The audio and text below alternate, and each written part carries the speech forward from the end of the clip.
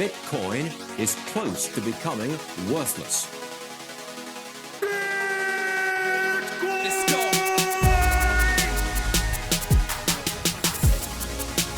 Now, what's the Bitcoin? Bitcoin's like rat poison.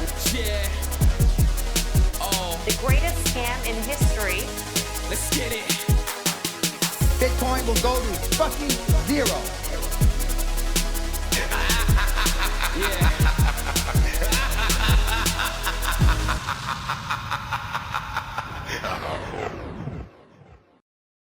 Welcome back to the Bitcoin Brief, the show where me and Q&A catch up every 2 weeks to talk about Bitcoin, privacy, open source, keeping your Bitcoin secure, and the news and software updates that matter. I just wanted to say a massive thank you to everyone who's been supporting Ungovernable Misfits, and a big thank you to Foundation Devices for supporting the show. If you haven't already checked them out, go to foundation.xyz. They make cypherpunk tools for fuckwits, and anyone can use this, even me. If you have any questions or you want to reach out, feel free and I'll be happy to go through things with you. For anything super technical, I'll pass you on to Q.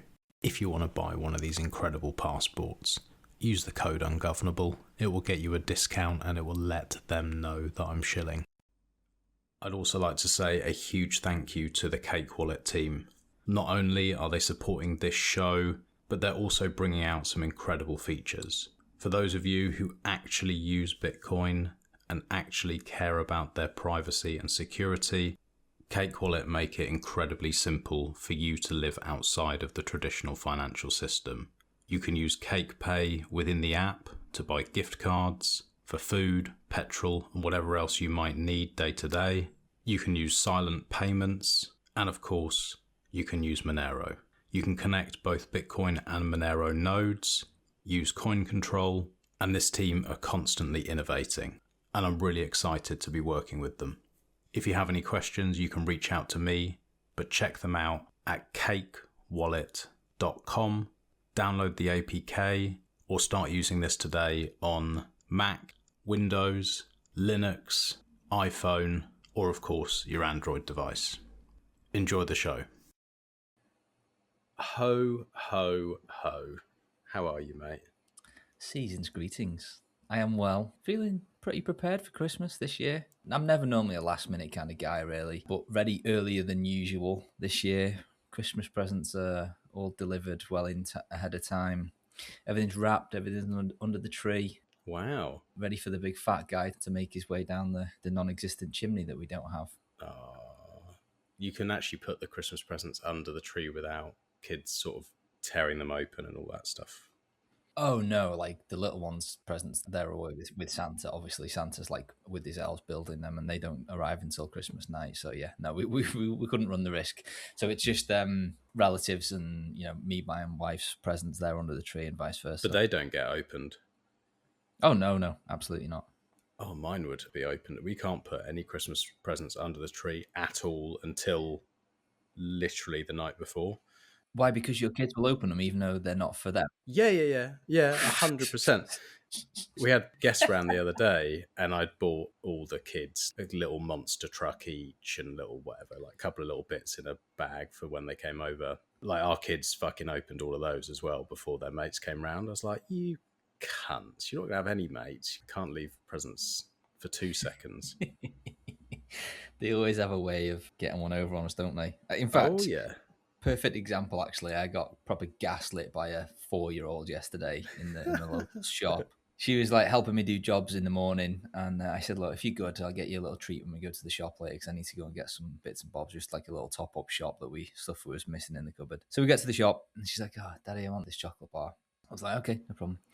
So we carry on doing the rest of it. She got it in her hand. She looks all excited. She goes, "Actually, changed my mind."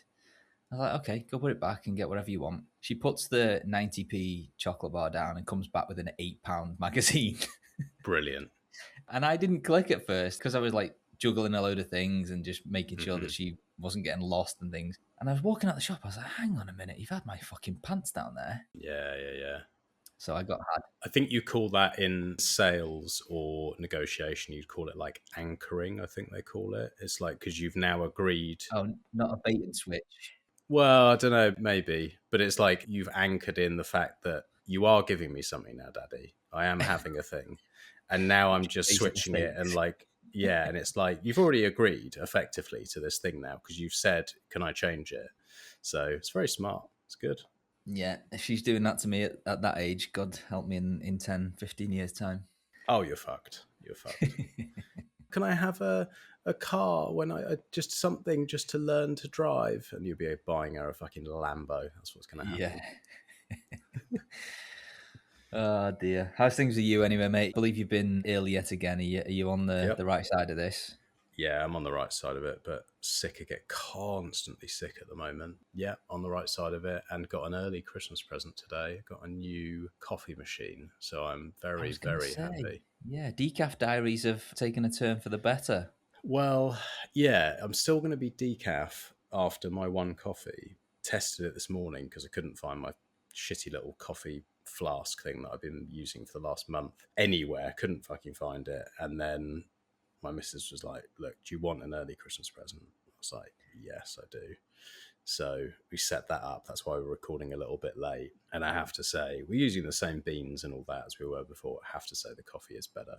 It was really good. So I'm very, very happy about that because it's like not being like violins out, woe is me type of cunt, but my sort of one joy in life, really, like one thing where I'm like, this is just a little thing that I really like and I have every day is my coffee.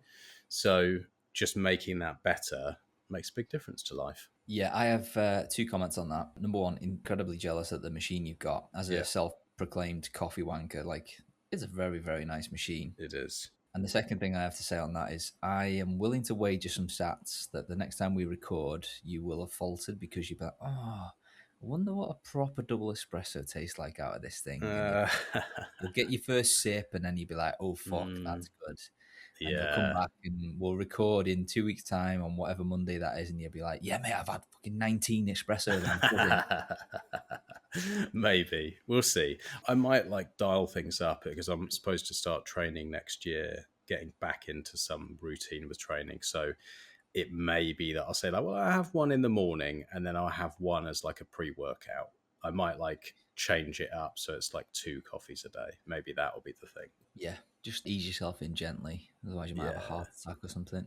Yeah, I don't want to do that, mate. No, definitely not. Should we do some business on air? Although it is for the benefit of the listeners, of course. Last Friday, we had Keone on. Was it last Friday? I'm getting my dates mixed up. No, it was last Tuesday. It was last Tuesday, sorry. There was no Freedom Tech Friday last Friday on the 19th. We recorded early on the 16th with Keone. Again, I'm not going to go into the details. Everybody's heard us talking about what's going on with the Samourai thing. It was nice to see him, nice to chat to him, voice to voice, so to speak. Obviously not nice given the circumstances. He has now handed himself in on Friday the 19th to prison to begin his 5-year sentence. So before I do the Samourai reminder, Freedom Tech Friday. There wasn't one on last Friday. There is no Freedom Tech Friday this Friday because it is the 26th of December, Boxing Day. So obviously we're not going to be recording. We'll be with our families.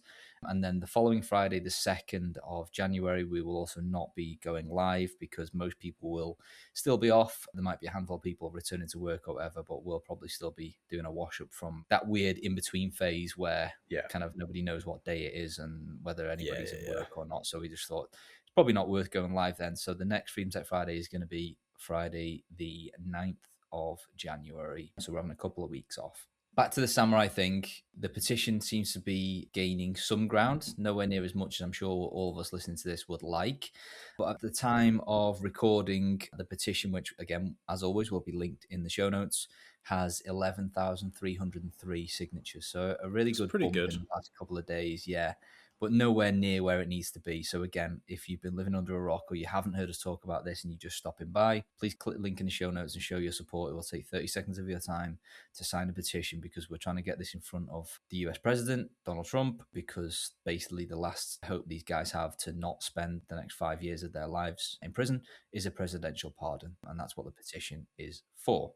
As an aside to that as well, there is also a Give, Send, Go page to provide financial support to Lauren Rodriguez, Keone's wife, and to Sabrina, which is Bill's wife, because obviously their husbands are already or are about to go behind bars, so they are going to be in some financial difficulty, even without all of the ridiculous fines that these guys have been levied with as well. So if you would like to give some financial support, again, the link will be in the show notes if you can go and show some support to the family.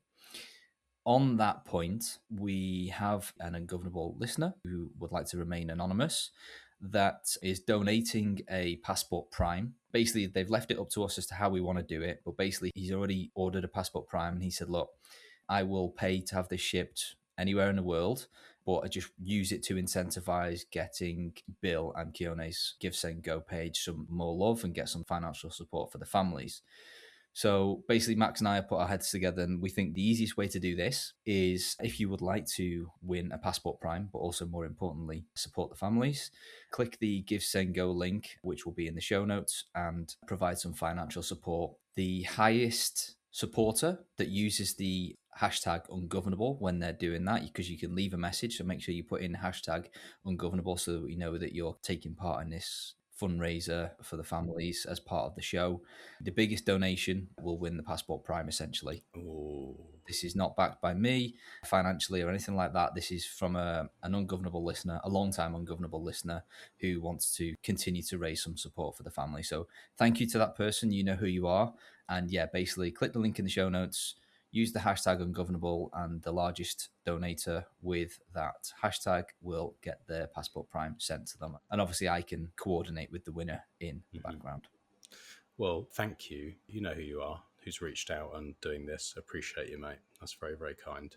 Okay, the only other bit of, I guess, AOB that I have is that if you remember, I attended Watch Out Bitcoin in, gosh, when was it? Was it September time maybe? When Barcelona? No, it was in Madrid. Oh, Madrid. An awesome conference, one of the best ones I've been to for quite a while. I was on one of the panels talking about Bitcoin user bases, a little bit on privacy and kind of wallet development, things like that. That panel was recorded. There is now a video linked in the show notes, or it will be on the Watch Out Bitcoin YouTube page as well. So if you want to go and check that out and hear me ramble on for about an hour, amongst other some intelligent minds, then feel free to go and check it out. Very nice. What about you, mate? Any other AOB? Any other life updates, work updates? What's going on? Not really, to be honest. I think Coffee Machine's highlight, 95% done with some of the construction stuff that I was doing, which I'm very pleased about because it's driving me fucking mental. Yeah, that's it. Looking forward to a bit of Christmas wind down, basically, now.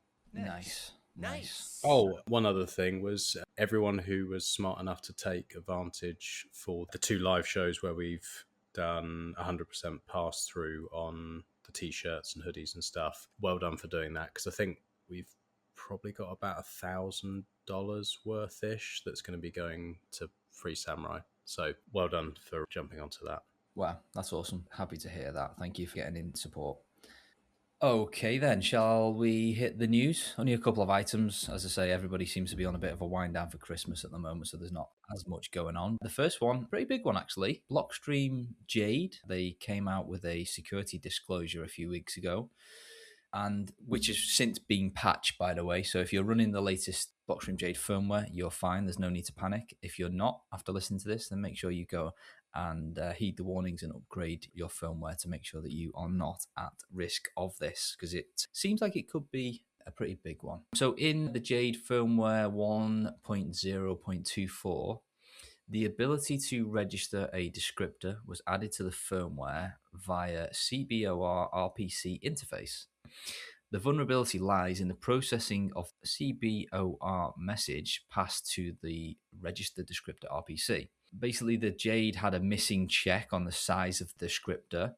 So if there was a malicious app that was talking to Jade, they had the ability to, possible to overwrite the process stack with an attacker-controlled data, leading to a device crash or limited code execution. The vulnerable code can only be reached on an initialized and unlocked device where the device was unlocked using the same interface that the RPC was called on. This means a USB-connected device is only vulnerable to USB RPC calls, and a Bluetooth-connected device is only vulnerable to Bluetooth RPC calls. A device that has been temporarily unlocked is only vulnerable on that interface that was chosen when it is unlocked. So basically, me reading between the lines here, it essentially means that if a compromised Blockstream Green app or any other app that is able to talk to the Blockstream Jade, if that app was compromised, they could semi-crash the device so that they can do some limited code execution. Remote code execution on any computer is bad, but when you're holding private keys, for obvious reasons, can be a very bad thing. There is no known compromises in the wild. This was reported by a white hat hacker group using traditional responsible disclosure. Blockstream team have released a fix weeks ago. So if you just updated as part of the product lifecycle, you're already up to date and you're already fine. So it looks like nobody, thankfully, lost any funds here, but the potential ramifications for this one, again, using the assumption that your Jade was talking to a compromised app, could have been pretty bad, but luckily it seems as though it's been caught before any private key exposure or fund loss took place. Very good you have these white hat hackers who are watching your back. Yeah, absolutely. There's a good summary here. If an attacker is able to execute a malicious request, they may change the running software until the device reboots. Additionally, they may potentially read and write the device's internal storage and send RPC messages to the host device. This means that the severity of any future exploit based on this vulnerability ranges from griefing the user by destroying stored data to potentially extracting the user's secret key and returning it via RPC reply message. So it could have been very fucking bad, but thankfully it was caught by an independent group, responsibly disclosed, and then the Blockstream team hopped on it very quickly, and all is well with the world. So just make sure that you're up to date. Okay, next on the list. This was an interesting one that I didn't see coming. Bitcoin Keeper is moving to a community-led model. You're familiar with Bitcoin Keeper, Max, I presume. Obviously, we've talked about it for quite some time. It's pretty feature-packed. You know, they had BIP85. They had some mini-script stuff in there. They had some paid inheritance features. They had support for all of the various different hardware wallets. They even had Whirlpool at one stage, didn't they? So it was very, very feature-packed. According to a blog post, again, linked in the show notes, the kind of business-backed side of the app is now essentially ceasing to exist. And Bitcoin Keeper is moving to a community-led model, quote, one that better matches its architecture, purpose, and time horizons. So what does this mean for users? Well, all of the features in Bitcoin Keeper are now free. There's no subscriptions, no paywalls, and no premium tiers. Bitcoin Keeper is no longer operated as a company-driven product.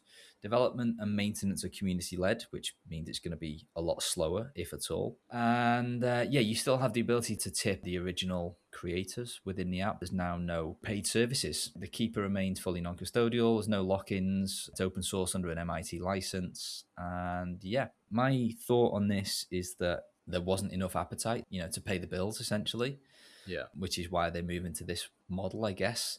You could look at it as I don't want to say abandonment, but like as a bit of a failure of the business model that they had, which is sad to see. They seem to have a pretty good team behind them. It's really sad to see that they couldn't make a go of this as a thriving business. But what's your take? Well, actually, before you come in, I just want to say that previous comment that I just said was me guessing. I have no idea. They don't specify the reason for the change in the blog post. This is just me attempting to read between the lines. But yeah, what's your take? I think, firstly, it's difficult running a good company in any industry. It's just hard. Like, making businesses run and earn money is actually not the easiest thing in the world. And then doing it in the Bitcoin world is, I think, a lot harder. So it could well be that. And then on top of that, I think, we talked about it a lot, but I think maybe some people, with everything that's happened with Samourai case and the obvious push away from like people being able to have their own custody and freedom and like all that good stuff, maybe if you're running a business and even if it is somewhat successful and you are keeping the lights on, but it's not doing anything massive, you might just say, yeah, do you know what? I don't need this shit. And maybe some people are just stepping away and going into more traditional stuff rather than potentially risking they come for Samourai today, who do they come for tomorrow? Is it us because we're talking about stuff and how to do things? Is it a company that allows people to use their features that they've built that could be used in a way that the government couldn't like?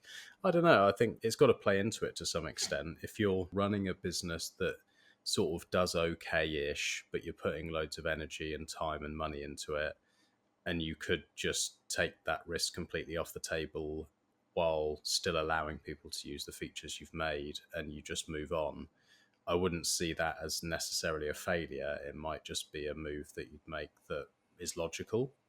Yeah, that's probably a much better way to describe it. I think I probably used some out of context words there, but yeah, I agree. So sad to see. Maybe if there's any paid Bitcoin Keeper users that were on the premium tiers, like I don't know what that means for those people that might have paid up front. Are they getting refunds? What happened? Like they had some inheritance stuff where I think Keeper held a key. Obviously, I don't know what happens to those sorts of users now, whether they need to rotate their setups, whether they've had any instructions on that. I'm not sure. So if you are one of those and this is news to you, maybe you want to make some inroads with the team to see how that impacts you. Yeah, let us know. It'd be interesting to hear. Yep, absolutely. Last one on the list, the news list at least, Metamask, famous and long-standing browser extension wallet, popular in the Ethereum and DeFi world, which has been around for, I think, longer than I've been in Bitcoin. MetaMask seems to have been a thing over on the Ethereum side of the world. Yeah. They have added Bitcoin support to their browser extension, which has always been a very strange way to manage your Bitcoin and your crypto. Horrible. In my opinion. Like it's just never sat comfortably with me. I've never really used Ethereum or anything like that. Just the thought process of like keeping your funds in a browser extension. Like browsers are so multifunctional. Like why would you even have that risk? But I guess you could push back and say, treat it like a Lightning wallet, have some small amounts in there so that you can, go and buy your cat pictures or whatever shit they do over there. Yeah. Then maybe that's fine. But yeah, they've made the foray over into Bitcoin. The reason I mention this because otherwise it would be a bit of a nothing burger, and I wouldn't urge people to use browser extension wallets for obvious security risks, is that MetaMask is like one of the biggest wallets in the world, rightly or wrongly. Yeah. They have 143 million downloads. Jesus. And 30 million monthly active users. So it's quite literally massive. One of the most popular wallets in the whole world.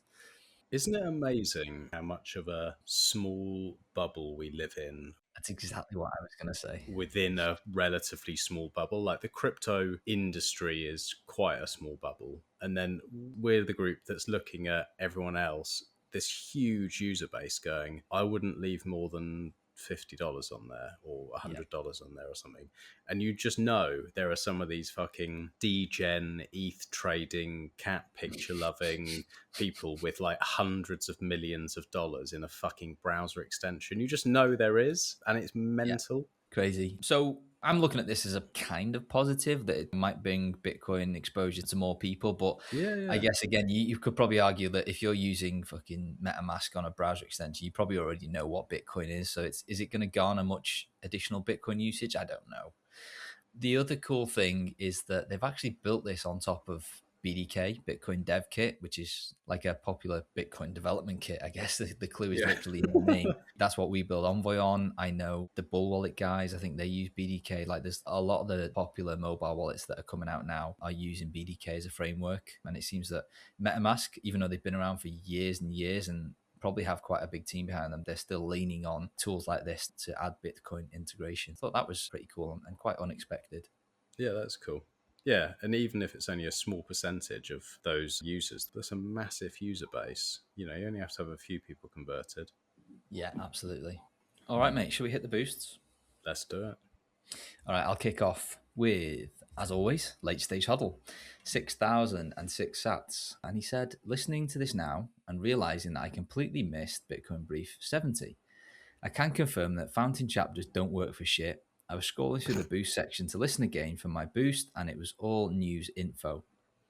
Gonna listen to episode 70 now. Keep up the good work, gents, and keep your chins held high. PardonSamourai. Nice message. Yes. User 222-90668 with 3,500 sats. No comment. That is the comment. No, I put that in. It was literally blank. Oh, But thank you, okay, just blank. user, whoever you are. Sasha boosted with 500 sats and said, great show. Stay ungovernable. Pies. Hey, jingity jing.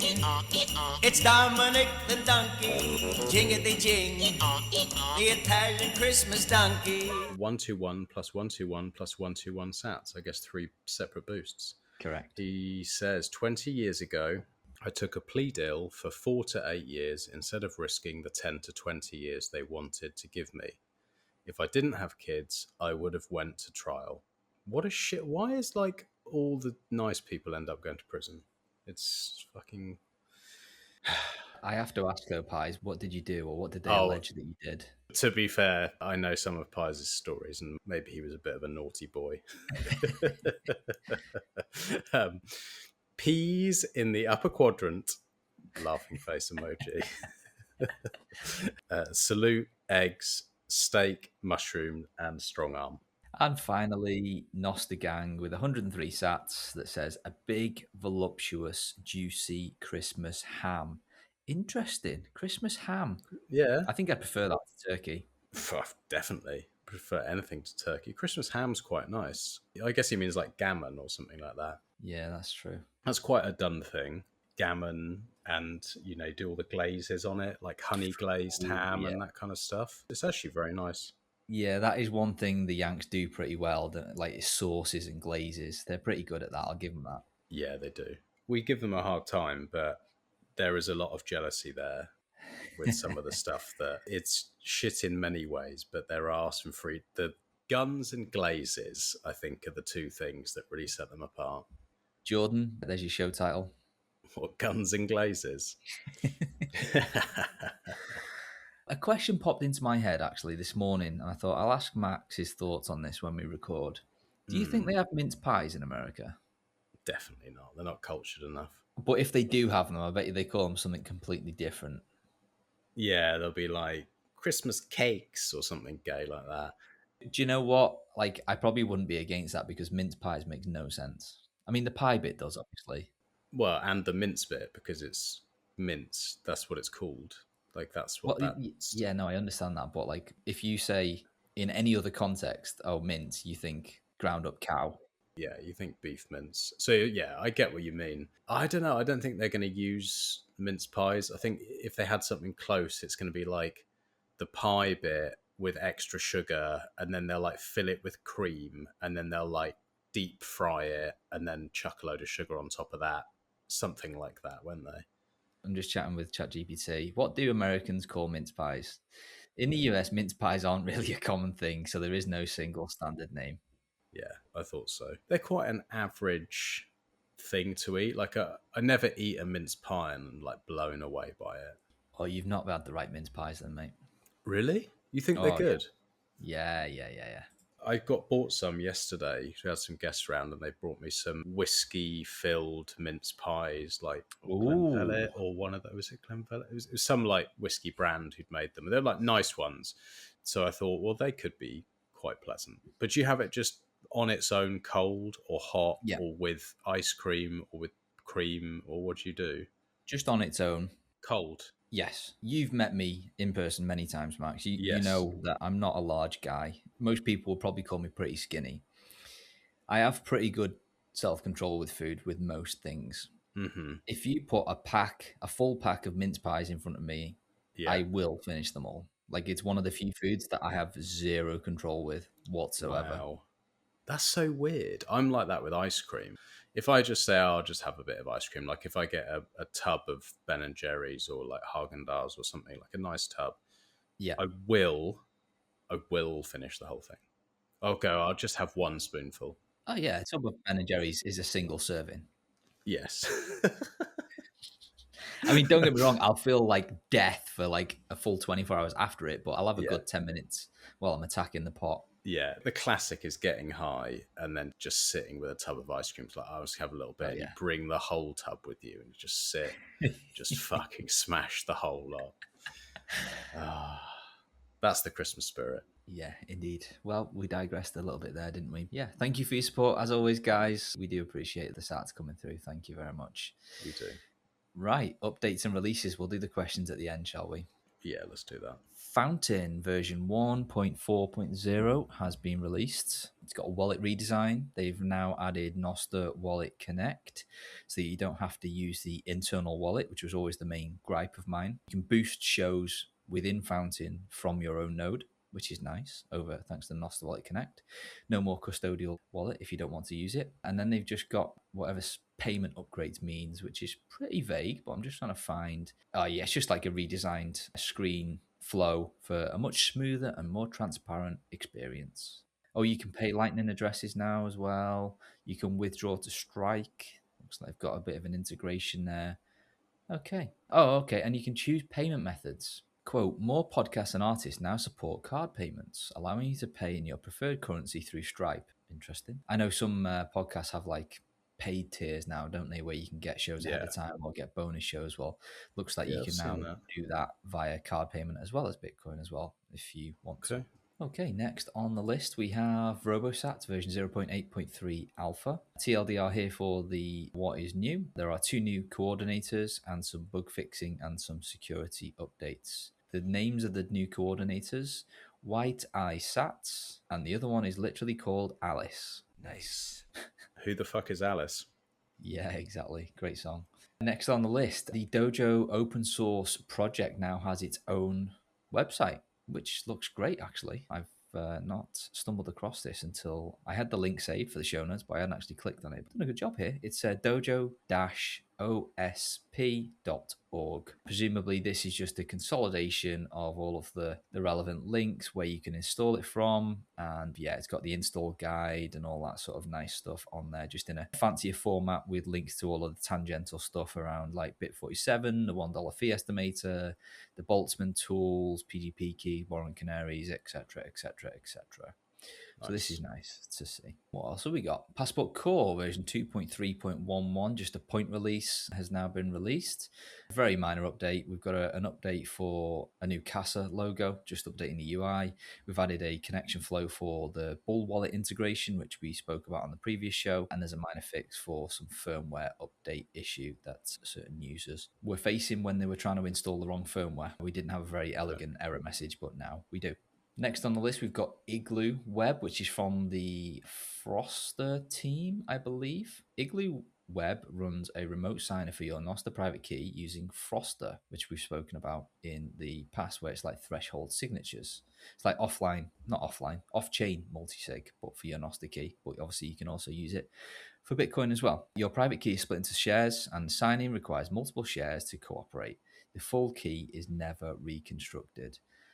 Now, I think this is really cool tech. I think it's probably overkill for a Noster private key to have multi-sig. I can see some use cases, I guess, in like corporate things where, you know, you might want to rotate out somebody's partial access to a private key if you give them the sack or something like that. But I just wanted to highlight because it's kind of cutting edge stuff and I'm a Noster shell. You are?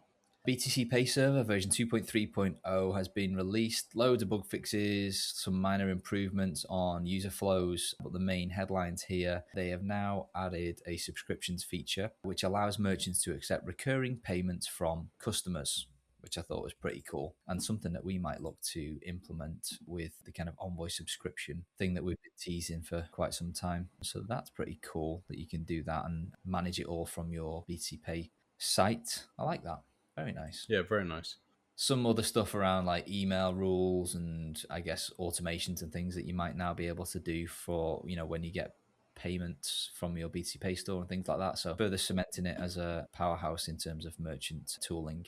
Next on the list, we've got Cake Wallet version 5.6.5. Point release, minor one, got bug fixes that are not detailed and connectivity enhancements. But aside from this, and I've had the authority from Mr. For Privacy for us to talk about this, you and I got access to an early alpha that is not yet public that has, well, what does it have, Max? It's got some lightnings in there.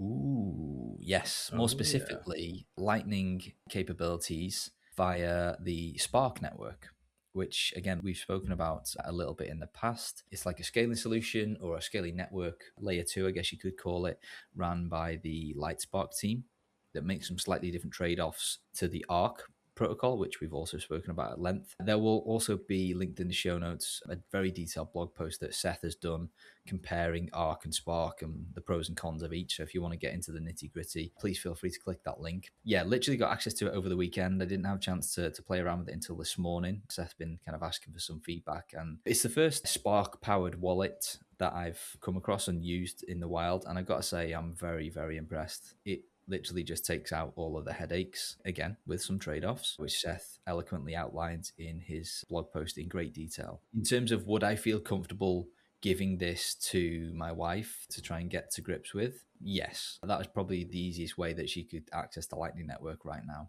again, with some trade-offs. Yeah, I haven't yet tested it, but plan to over the next couple of days. But I mean, it's one of those I almost don't need to test it because I know whatever they put out is always high quality and just works. So I am looking forward to that, and also having something to be able to recommend to people, you know, trying to set family members and stuff up.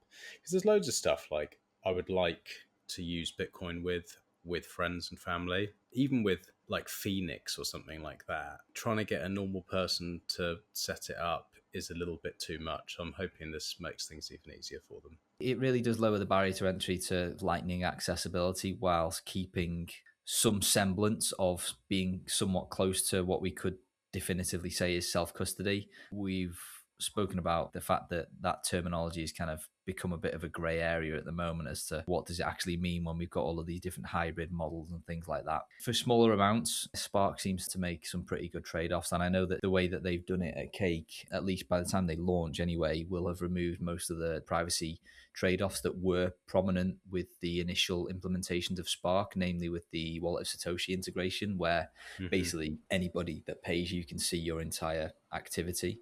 Cake are not using that specific implementation. The implementation that they are using fixes that so that, you know, if I pay you, Max, I can't just then look up your Spark address and see your activity within that kind of side network, which is obviously a good thing.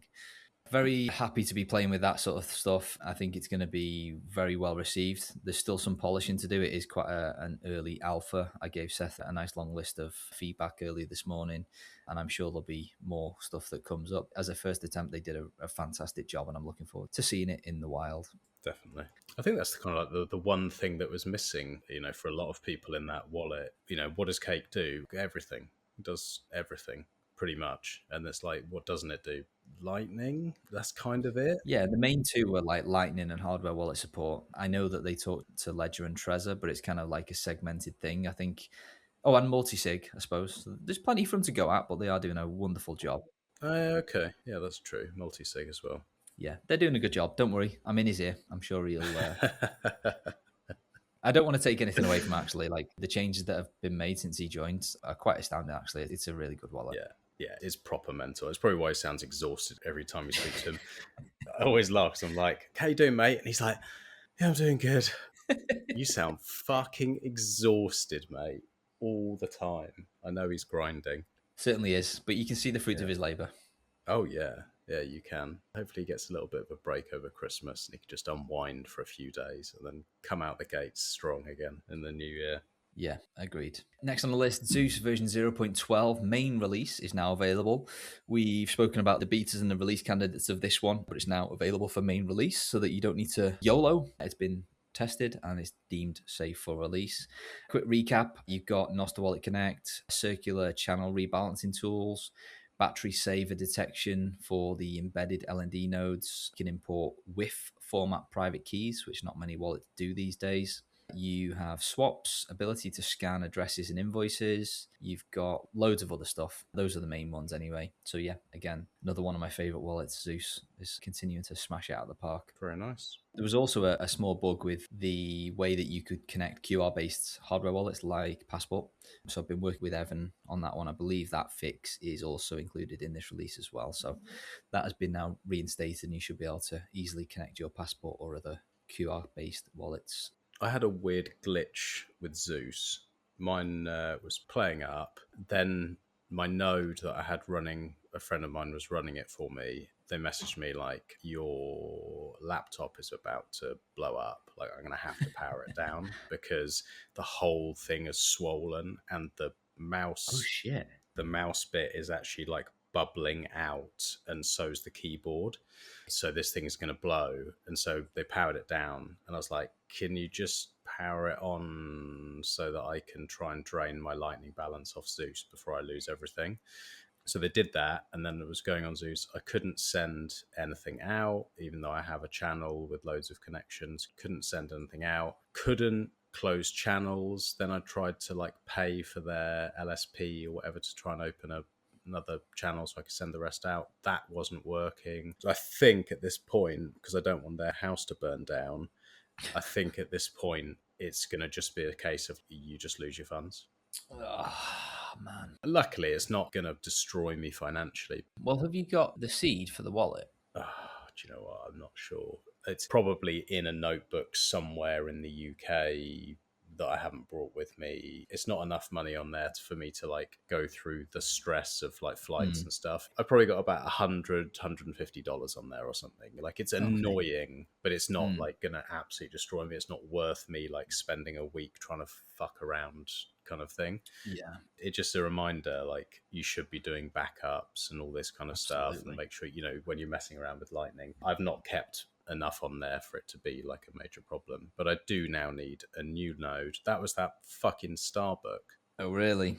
Yeah, the cunt. How many problems have those things given us? And then it nearly burnt someone's house down. Yeah, it's weird, you know, because I get asked quite a lot about this laptop by people, you know, on Telegram and things like that, and giving feedback because we've spoken about it quite a lot. And mine has been pretty much faultless the entire time that I've used it. Admittedly, I don't use it much anymore, but I know you've had some terrible issues with it. I think, did Seth have one at one point and he didn't like it? And I know Catan had many issues with his as well. Loads of issues, yeah. So it's difficult for me to recommend, despite mine actually being pretty bulletproof. Yeah, and they look great. They really like nailed the design, and the materials felt quite nice and all of that. But yeah, nightmare. I mean, it literally, I'll send you a picture. It's like swelling out of the casing. That's scary. Yeah, it's not good. So now I need to sort a new node and organize myself again, because that's all I was using. Damn. Okay. Yeah. Well, Godspeed. Let me get it sorted soon. Thanks, mate. That was it for the updates and releases. The last part before we hit the question, just some links to cool educational bits of info. Linked, again, as always, in the show notes. The guys from Bull Wallet, namely GG, has done a nice short video on how you can use Passport Core with the new Bull Wallet, how you can go through the connection flow and the send and receive flow. Alongside this announcement of the partnership, they shared a really cool AI 30-second video. It's like a little promo video, which I urge everybody to go and check it out. Again, it's linked in the show notes, that announces the partnership. It only takes 30 seconds to watch it, but it just leans on the fact that Passport Core looks a little bit like the old Nokia phones that anybody of a similar age to ourselves will be all too familiar with. Yeah, I think I saw the start of it. Is it like some kid who's on a bus or something? Yeah, that's it. Yeah. Very good. Next on the education list, the guys at Nunchuk have released, quote, the definitive guide to Bitcoin inheritance, which is a very detailed post, again, linked in the show notes, that talks about like all of the problems with different inheritance solutions, all of the trade-offs, all of the pros and cons, what might be right for different types of people, who you need to trust. I will caveat this by saying that this is obviously geared towards their services.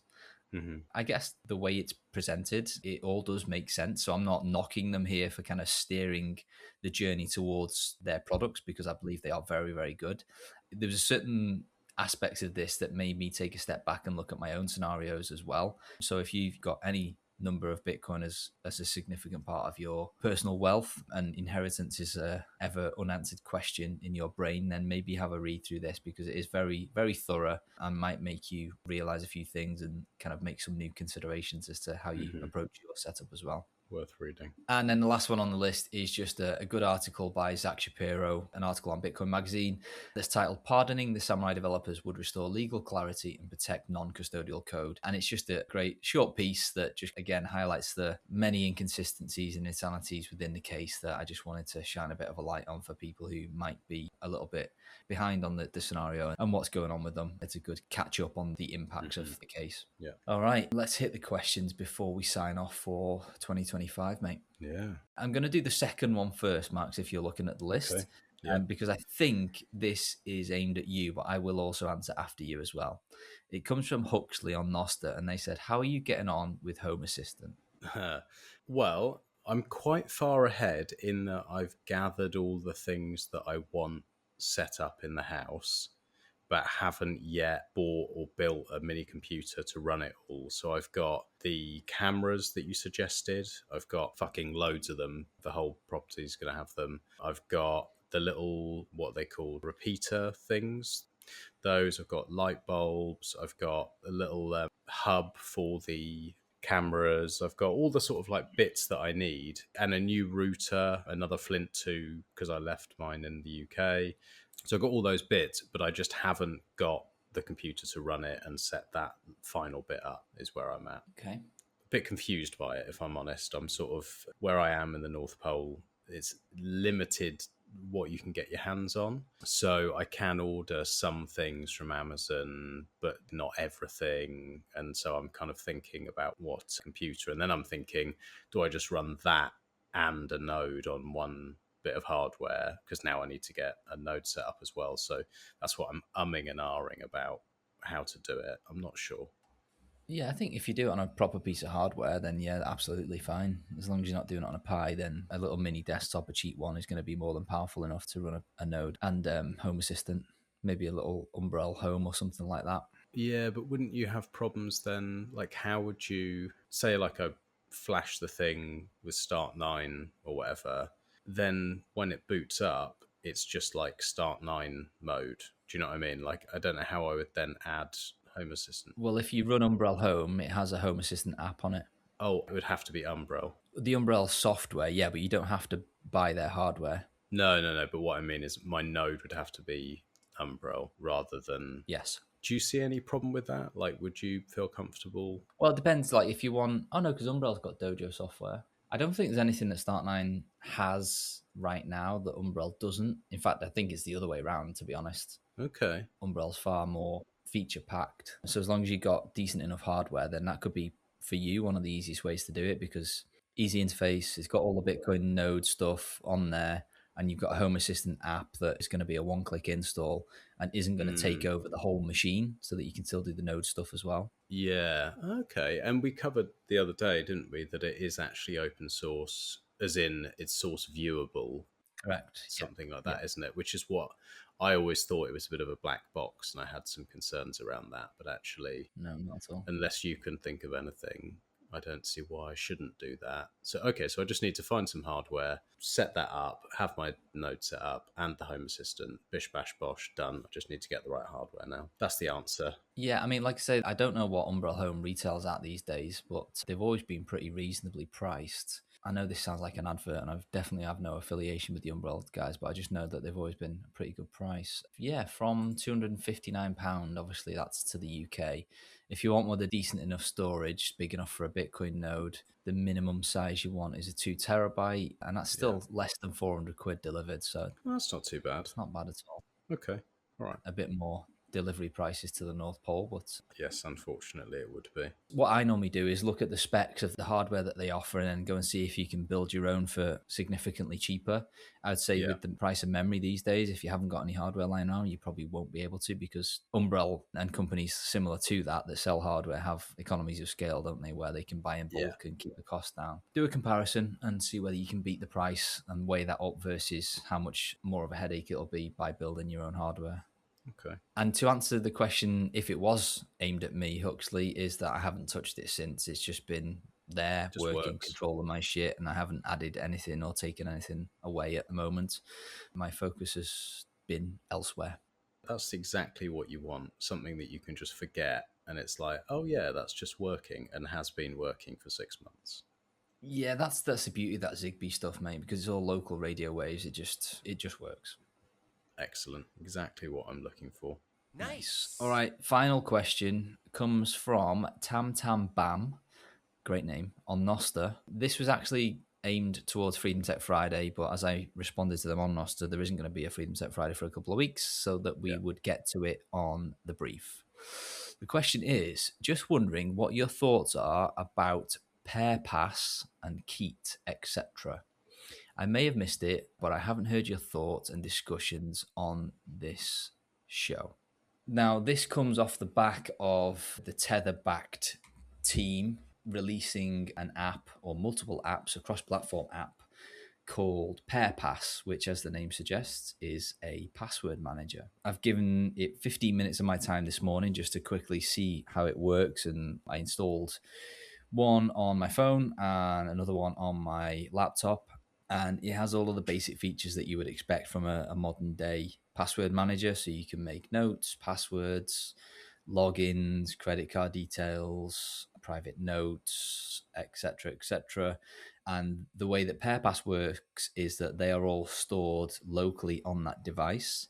The key or the USP here is that there is no central server, whereas most things like ProtonPass and Bitwarden, if you use them in the kind of default sense, they will have a central server which stores and manages all of your data.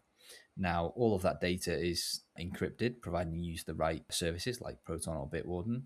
So those services cannot see your data. They can never hack your passwords, etc., etc. But I guess what they could do is delete your data or mismanage it, because they could delete the encrypted blob that belongs to Max at ungovernablemisfits.com or whatever Max's email address is for that account. With PairPass, there literally is no central server. Everything is stored locally on your phone or your laptop.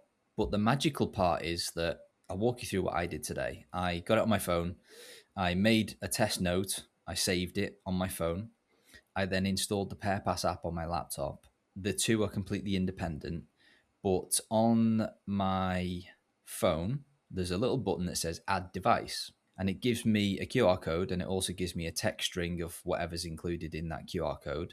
And I pasted that in on my laptop, and then everything just synced as if it was by magic. And I say by magic because cross-device sync is like common practice for most apps these days. But knowing that it's doing that without a central server is the kind of wow factor here.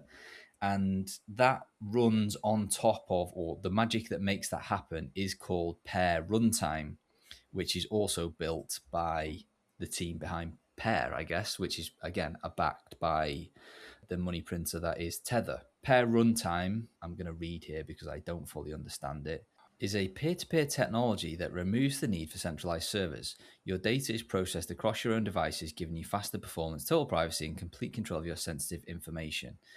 It's completely free. It's completely open source as well and auditable, which they haven't done for a lot of their other parts of this stack, like Keat the Messenger. That is not yet completely open source, whereas this one, for obvious reasons, it's a password manager at the end of the day, has been completely open source from launch. And I believe that is all of the various different platform applications as well.